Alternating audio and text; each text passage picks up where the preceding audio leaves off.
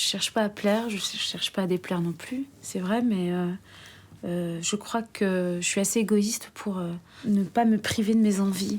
On est belle, de toute manière, pour moi, hein, ça c'est personnel, dans le regard de l'autre. S'il n'y a pas de le regard de l'autre, on n'est rien.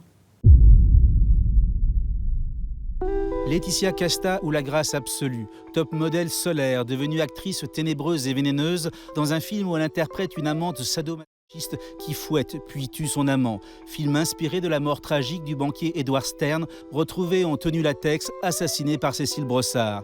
Le premier à avoir découvert que Laetitia Casta serait un jour une grande actrice s'appelle Yves Saint-Laurent. Il m'a dit un jour tu seras actrice. D'ailleurs, quand il me faisait défiler, il me demandait pas de marcher, il me demandait de jouer.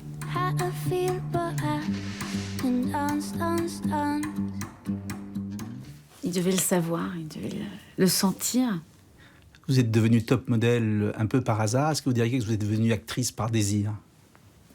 Oui, c'est joliment dit. Je suis devenue top modèle par hasard et le métier de mannequin a forgé mon métier d'actrice. Vous l'avez dit plus joliment, vous encore, vous avez dit « je suis passée d'objet à sujet ». Je me suis jamais sentie objet. Je crois que je me suis toujours rebellée face à ça. Il n'y a jamais eu le « sois belle et tais-toi ». Jamais. Mais jamais, au contraire. La femme dans le milieu de la mode a une place très importante. En tout cas, ceux que j'ai rencontrés, ce sont des gens qui ont toujours respecté la femme et qui l'ont amenée vers le haut et non pas l'inverse. Là, vous jouez un rôle très sombre, une histoire inspirée d'un fait divers tragique, la mort d'Edward Stern, qu'on a retrouvé en latex, tué par sa maîtresse. La réalisatrice a pensé tout de suite à vous pour ce rôle noir, en disant qu'elle avait repéré, comme chez Poulvord, qui joue l'autre rôle, quelque chose de fêlé chez vous. Elle l'a vu. Oui, c'est peut-être un truc de fêlé, oui. Sûrement, d'ailleurs. Qu'est-ce qu'il y a de si fêlé chez vous? Tout ce qu'il y a d'aussi solaire chez moi, c'est les deux extrêmes. Je me sens pas plus solaire que fêlée ou plus fêlée que... Je ne joue sur rien, j'essaie juste d'explorer. Et nous, on vous a gardé pendant très longtemps dans notre inconscient en robe de rose, ingénue, douce. Ben, on évolue. Oui, il y a des choses qu'on veut bien laisser entrevoir, mais il faut que ce soit le bon moment. Et la maturité avec pour pouvoir être capable de donner ces choses-là. Et la rayonnante Laetitia Casta là, joue le rôle d'une maîtresse dans un rôle sadomaso qui finit par tuer son client amant. Oui, son client, je pense que c'était plus qu'un client. Hein. C'était une histoire d'amour. C'est le titre du film, oui. La réalisatrice dit de vous que vous êtes une sorte de Marilyn Monroe des temps modernes. À savoir que vous savez que vous plaisez, mais que vous voulez prouver autre chose. Que vous avez une quête beaucoup plus profonde que plaire. La première personne à qui j'ai envie de prouver des choses, c'est moi-même. Je cherche pas à plaire, je cherche pas à déplaire non plus. C'est vrai, mais... je crois que je suis assez égoïste pour ne pas me priver de mes envies.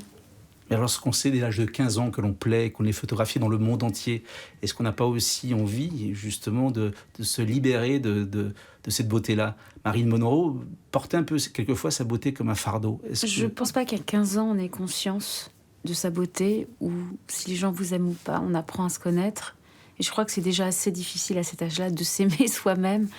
Et je trouve pas que la beauté soit un fardeau. Moi, j'en ai fait mon métier. Je trouve que sans ce métier, sans le regard des autres, sans le regard d'un photographe ou d'un réalisateur, on ne peut pas être aussi belle. Le métier d'actrice, on vous porte au nu, le métier de mannequin aussi. Mon métier, c'est de faire rêver. Et ce n'est pas un fardeau, au contraire, moi-même j'ai besoin de ça. Donc ça n'a jamais été un fardeau? Non, la beauté est quelque chose d'éphémère. Je sais que ça ne durera pas. Il y a d'autres choses qui se mettront en place, qui est une autre beauté. La beauté, pour moi, c'est un instant.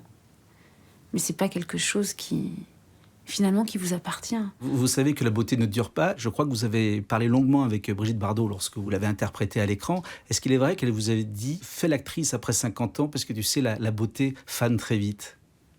Je pense que Bardot est une femme-enfant. J'ai pas du tout la même structure psychique. Moi, ce que je recherche, c'est la profondeur. On est belle de toute manière, pour moi, hein, ça c'est personnel, dans le regard de l'autre. S'il n'y a pas de le regard de l'autre, on n'est rien.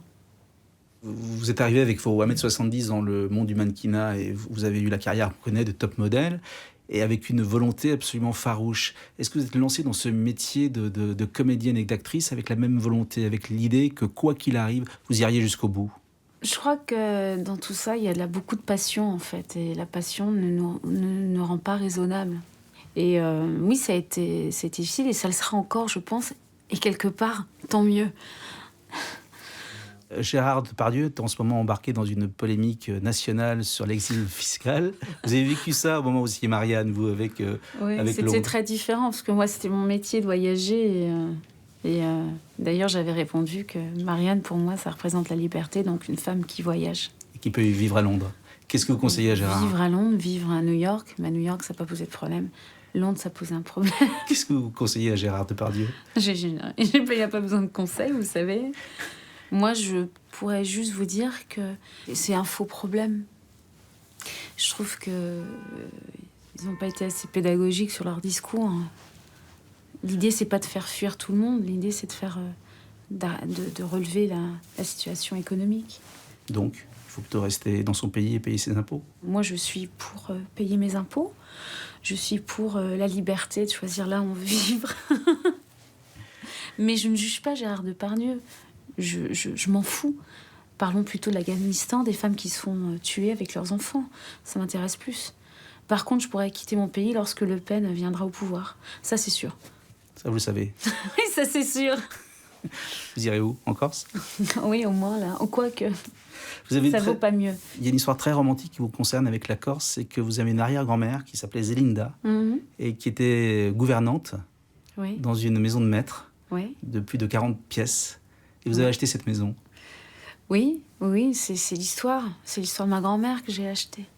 Et lorsque vous baladez dans les belles pièces de cette maison, vous pensez très souvent à cette arrière-grand-mère qui a été gouvernante et qui servait des maîtres? Oh, je suis pas dans ce point de vue-là. Vous savez, elle a eu une vie heureuse et puis sa situation n'a jamais été une souffrance pour elle. J'ai beaucoup d'admiration pour ça. La fierté, la tenue. L'histoire est drôle quand même, elle se boucle de façon... Est-ce que cette grand-mère imaginait qu'un jour, son arrière-petite-fille Non, serait à la place des maîtres? Oh, ben, elle serait fière, ouais. Merci beaucoup. Merci à vous.